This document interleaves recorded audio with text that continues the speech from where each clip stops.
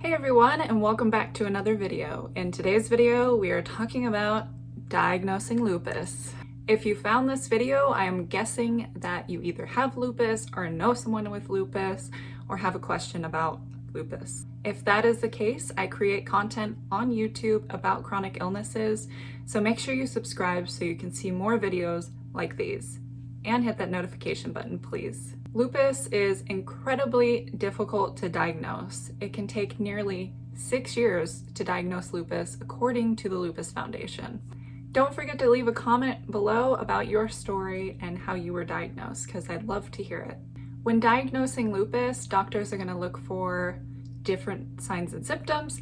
There are a lot of signs and symptoms of lupus, and that's what makes it so confusing, because everyone is so different, but yet any of your organs or tissues can be affected. Let's start with the butterfly rash. The butterfly rash can be seen looking like a butterfly across your face. For me, it turns very, very light, and sometimes it starts burning. Other people actually develop a physical rash in that area. It all depends on the severity of the rash, and it depends on the patient. Another type of rash that can be seen in lupus patients is a discoid rash. This one will present itself more in patches and can be seen in about 20% of patients with lupus. Next, we have photosensitivity. This is sensitivity to the sun or UV light. If you get diagnosed with lupus, they will pretty much tell you to stay out of the sun.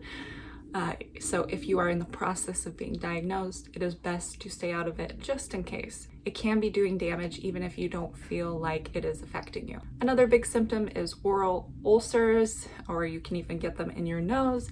I actually have one right now, unfortunately. It just randomly happens sometimes, and it's something to look out for and take note of if you do have them. Then there is arthritis or joint swelling. This has to happen in more than just one joint, and with lupus, it varies. It doesn't stick to just one side. I pretty much have mostly in my finger joints, but I also get it in my wrists sometimes, or my ankles, or my knee. It just goes everywhere, but most commonly, I personally get it in my hands. Then we have serositis. Serositis, broken down, it's the inflammation of the lining of either your lungs, pleurisy, or it can be of your heart, which is pericarditis. I got it. Next, they will look for renal disorder. So that is basically just the involvement of your kidneys, which is common in lupus. It's about 50%, I believe. I will add text if I'm wrong. And for that, they will check if there's protein in your urine. Neurological disorders sometimes occur in lupus as well. You can have seizures or even psychosis.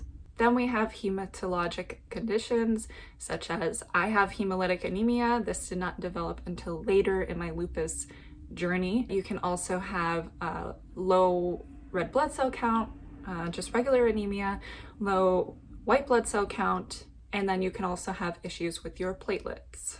So they will check all of that blood work. Then one of the biggest things they will look for, and this is not necessarily a sign or a symptom, but they will check your ANA. So if your antibodies are attacking your immune system. If you have lupus, you most likely, I think you have to pretty much have a positive ANA to be diagnosed. And this is where some people can have trouble, because sometimes they'll have their symptoms first and then they'll have a negative ANA, and it can take years before that pops up as positive. I would love in the comments below if you could share your experience with your ANA. Did you ever have a negative and then later a positive after years of symptoms? I would love to hear that. Me personally, right when they checked my blood work, when I thought I had lupus, I had a skyrocketed ANA. Generally, if you at least have 4 of these symptoms, and like I said, the ANA plays a big role in the diagnosis process, they will consider that you have lupus.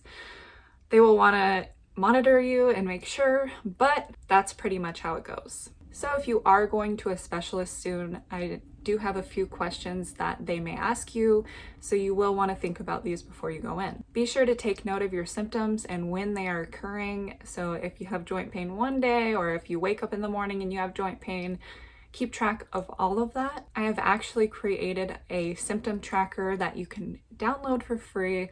I've posted it on my blog. I will go ahead and add a link in my description to that as well if you're interested. This is a free resource. A good thing to be prepared to answer is, how are your symptoms affecting your daily life? Are you able to still work? How tired are you? If you have children, are you able to take care of them? How is it affecting your daily acts of living? A big question they will probably ask is, when did your symptoms begin? When did you start getting certain symptoms? When did you start noticing that you were being more fatigued? Just try and keep track of all this and create a timeline.